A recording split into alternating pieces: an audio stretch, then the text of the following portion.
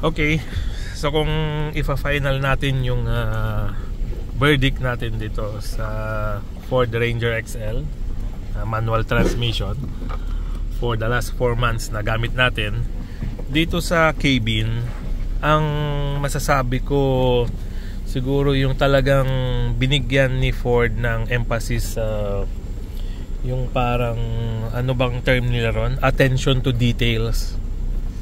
Katulad na lang ng paglagay nila ng mga parang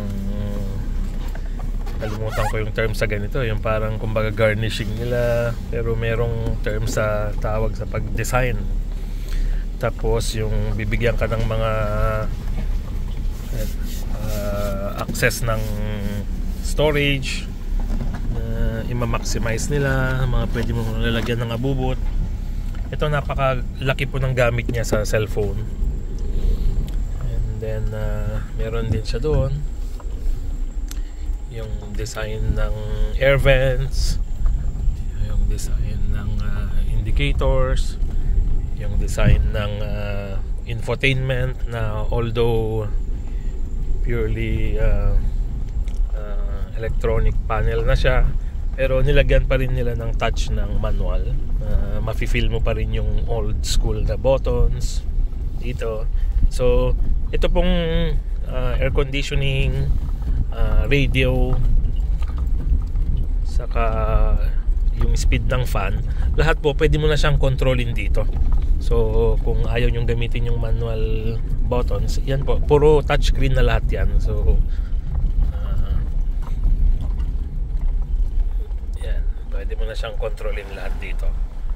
Pero kung gusto nyo yung ma-feel ulit yung old school na mga buttons, dito pa rin siya. Or siguro sa backup system na rin niya, na kapag siraman yung infotainment mo, hindi mapaparalyze yung system mo, usage mo rito sa air conditioning, radio, saka fan speed. Okay?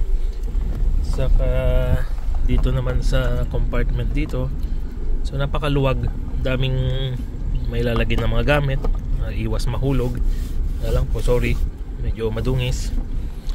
And yung sinasabi ko po kanina about sa attention to details, like katulad po nitong seatbelt lock, no? Naisipan pa po nilang lagyan ng protection na para kahit kumaskas itong buckle, hindi siya gagasgas dito sa console box. So napaka simpleng mga gestures ng designer na napakalaki ng tulong. Okay, tapos dito naman sa door, napaka comfortable buksan, pipindutin mo na lang. And then again, nilagyan na naman nila ng attention to details sa paglalagyan ng mga water bottle, kaya payong na maliit. So hanggang dito siya sa dulo may lalagyan pa rin. So ang daming nilagay na design pagdating sa storage ng cabin. Okay?